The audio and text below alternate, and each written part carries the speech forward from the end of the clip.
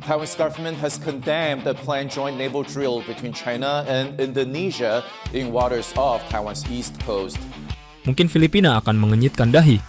Taiwan akan sedikit mengembuskan napas dalam saat kapal TNI, Angkatan Laut, dan PLA Navy melintas di sebelah timur Taiwan. Bagaimana tidak, Filipina saat ini sangat anti-Tiongkok dan Taiwan apalagi. Namun di saat yang bersamaan, TNI Angkatan Laut justru akan menggelar latihan navigasi bersama PLA Navy pertengahan Agustus, tepat di dekat halaman rumah mereka. Indonesia, sebagai kakak besar ASEAN, tentu akan dipandang sangat licin dan lihai oleh Manila. Sebab bagi Jakarta, prinsipnya sederhana dan tegas, musuh kamu bukan musuh saya. Meskipun di Laut Natuna Utara, armada China Coast Guard kerap berseliweran dan mengganggu ketenangan aktivitas pengeboran minyak kita, Indonesia memilih untuk tidak reaktif apalagi terseret dalam histeria konfrontasi. Selagi sengketa batas zone ekonomi eksklusif terus dijaga dan diselesaikan melalui meja diplomasi, TNI Angkatan Laut justru melenggang santai memperagakan jurus geopolitik tingkat tinggi. Kita tidak membiarkan gesekan lokal mendikte arah catur maritim global kita.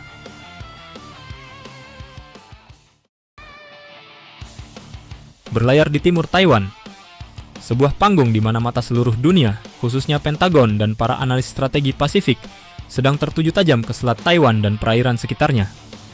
Di lokasi yang amat krusial dan bersuhu tinggi itu, tepatnya di sebelah timur Taiwan, TNI, Angkatan Laut bersama People's Liberation Army Navy, PLA Navy, justru dijadwalkan untuk membelah ombak bersama dalam sebuah latihan navigasi gabungan pada pertengahan bulan Agustus ini.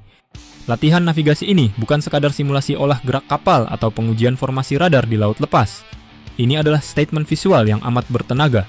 Di tengah kawasan yang terus dipenuhi oleh retorika perang dingin baru, dua armada dari dua kekuatan besar regional ini saling menyesuaikan kompas dan menyelaraskan alur pelayaran. Bagi mereka yang terbiasa melihat geopolitik secara hitam putih, langkah TNI Angkatan Laut ini tentu terasa seperti petir di siang bolong. Bagaimana mungkin sebuah negara yang kawasannya kerap disinggahi kapal survei Tiongkok justru mengirim armada tempurnya untuk berlatih bersama armada militer Beijing di gerbang Pasifik? Jawabannya sederhana, karena ini adalah catur maritim tingkat tinggi, tempat di mana keberanian diplomasi diuji di atas gelombang samudra.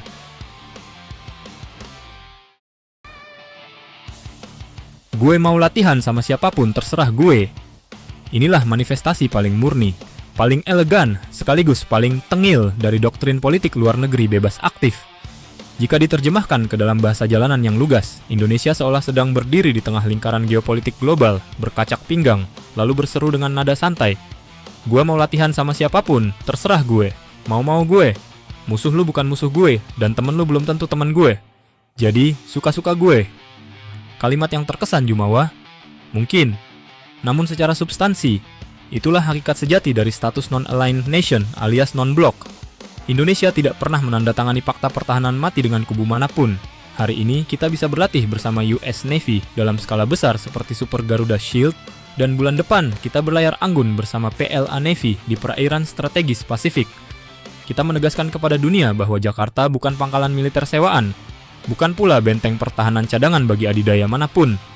Kebijakan pertahanan kita dipandu oleh kepentingan nasional kita sendiri, bukan oleh rasa takut atau ketundukan.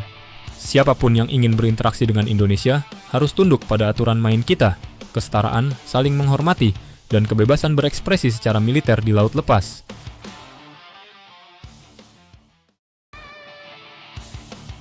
Panas dingin Manila. Tentu saja, pertunjukan diplomasi bahari ini tidak akan dibaca dengan tenang oleh tetangga kita di utara. Patut kita nantikan dengan senyum tipis bagaimana reaksi Filipina, sebuah negara tetangga yang belakangan ini memilih pendulum strategisnya melekat erat pada Washington dan kerap terlibat insiden baku hantam fisik secara barbar di laut lepas dengan kapal-kapal Beijing.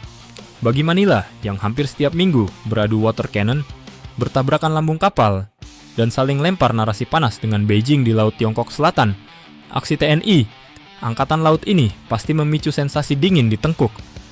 Filipina telah mempertaruhkan segalanya dengan membuka pintu pangkalan militernya untuk pasukan Amerika Serikat dengan harapan mendapat payung perlindungan mutlak.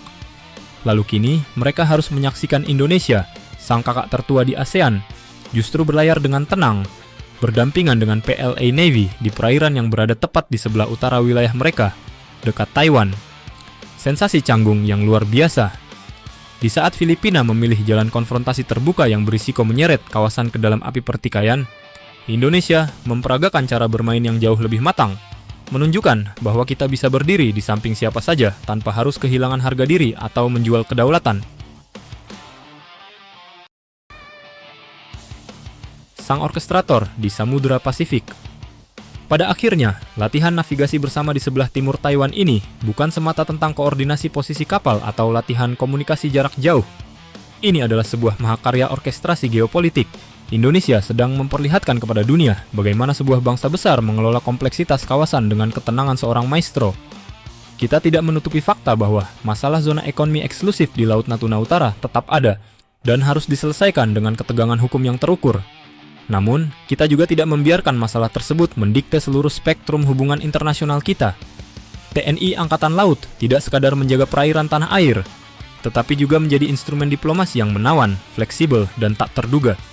Biarlah pihak lain sibuk berkeringat dingin, berdebat tentang siapa mendukung siapa.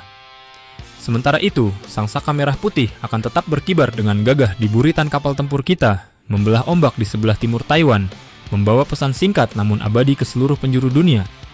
Di samudra ini, Indonesia adalah nahoda atas jalannya sendiri. Bagaimanakah pendapat Anda, para penonton setia update militer? Apakah strategi diplomasi maritim TNI Angkatan Laut yang super fleksibel dan licin ini sudah berada di jalur yang tepat? Tuliskan analisis terbaik Anda di kolom komentar.